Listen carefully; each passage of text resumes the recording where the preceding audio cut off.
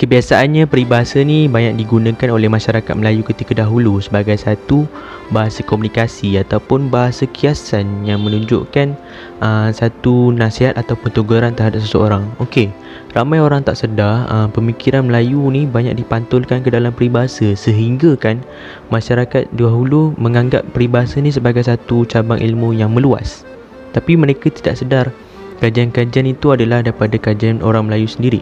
Kebanyakan kajian orang Melayu terhadap biologi, sains, sejarah ataupun agama, mereka tidak jadikan satu jurnal yang sangat panjang ataupun artikel yang kita susah nak baca, tapi mereka jadikan satu peribahasa yang ringkas sahaja, secara langsung memberi nasihat kepada kehidupan orang Melayu ketika itu. Okey, jadinya sini saya nak ceritakan beberapa fakta menarik tentang peribahasa. Antara fakta yang menariknya adalah peribahasa ni nak menunjukkan yang Melayu ni sebenarnya sangat genius. Okay, orang Melayu ketika dahulu menggunakan kajian-kajian mereka tu untuk menjadikan satu peribahasa yang ringkas tapi membawa maksud yang sangat mendalam.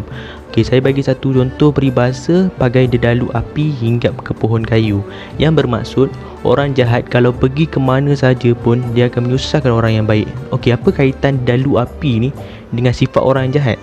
Okey, sifat dedalu api ni mereka ni macam tumbuhan parasite yang menghinggap ke tumbuhan lain untuk mencari makanan, ataupun dia menyerap tenaga daripada tumbuhan lain sehingga kan tumbuhan itu tidak ada tenaga untuk diri dia sendiri. So kita ni janganlah jadi seorang yang macam parasite ni lah, yang kerjanya nak berhabis-beras kan, macam nak menyusahkan orang lain sehingga kan orang lain tu susah dengan kita. Macam itulah contoh dia punya pengajaran kepada peribahasa tersebut. Okey, fakta yang menarik tentang peribahasa yang seterusnya adalah peribahasa tu berkembang dan berinovasi.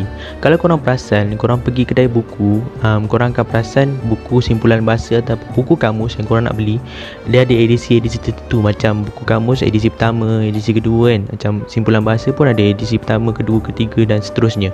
So kamus Dewanan Bahasa ni mereka memperbaiki bahasa-bahasa ataupun memperbaiki perkataan-perkataan yang mereka dah tak nak ataupun sesuai dengan zaman. Peribahasa pun mereka perbaiki dari semasa ke semasa supaya orang tak salah ertikan ataupun salah tafsir satu peribahasa tu. Okey, satu contoh peribahasa yang ramai orang salah ertikan adalah melepaskan batuk di tangga. Okey, ramai orang salah ertikan melepaskan batuk di tangga ni macam melepaskan batuk yang kahak tu. Yang bukan batuk yang kahak tu, bukan batuk yang korang batuk entah batuk kat muka orang tu kan, bukan. Tapi batuk ni orang zaman dahulu menggunakan batuk ni untuk basuh kaki. Sebelum diorang masuk rumah, ada satu telaga kat tepi tangga, mereka menggunakan batuk. Batuk ni macam kalau zaman kita sekarang ni gayung lah. So batuk ni untuk kita basuh kaki sebelum masuk rumah. So mereka dulu kan banyak kaki ayam, so bila masuk rumah tu kena basuh kaki. So melepaskan batuk di tangga ni macam menyusahkan orang lain tau, buat kerja ala kadar kan, menyusahkan orang lain. So dia dah letak batuk tu kat tangga, dah orang lain kena kemas, orang lain nak kena alihkan balik dalam telaga apa semua, sudah menyusahkan orang lain. So pengajaran dia, janganlah kita buat kerja tu dengan sia-sia. Jadi orang ramai salah ertikan batuk tu apa. Selain tu harapkan pagar makan padi. Macam apa benda pagar ni sampai nak makan padi kan. So bukannya pagar, sebenarnya pegar. Pegar ni adalah satu burung, sejenis burung yang memakan padi. Kita mengharap orang dulu menggunakan burung pegar ni untuk menjaga tanaman, tapi mereka sendiri yang memakan padi tu. So nak menunjukkan kalau kita nak harapkan orang tu, janganlah terlalu berharap. So dia macam kena khianat ke apa. Okey, fakta yang menarik tentang peribahasa yang ketiga adalah peribahasa sebagai satu bahasa komunikasi sewaktu ketika dahulu.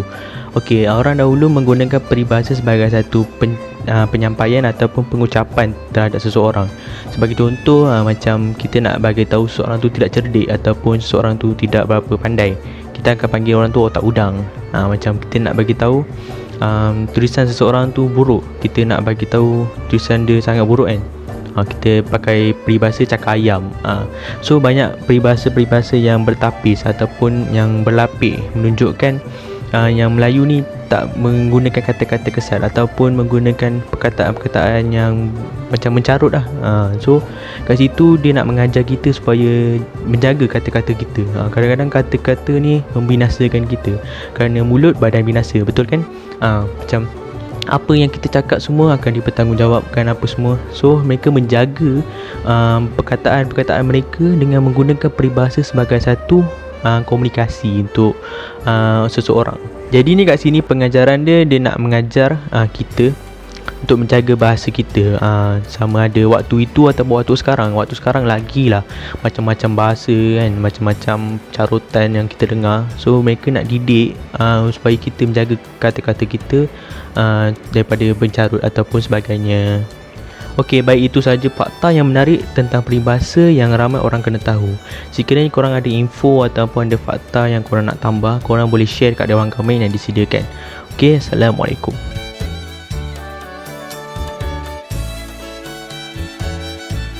Anda berminat nak join share ini juga tak? Terbuka kepada orang ramai. Kalau nak join atau ada sebarang pertanyaan, boleh tekan link WhatsApp di ruangan description. Jangan lupa like, share and subscribe. Terima kasih.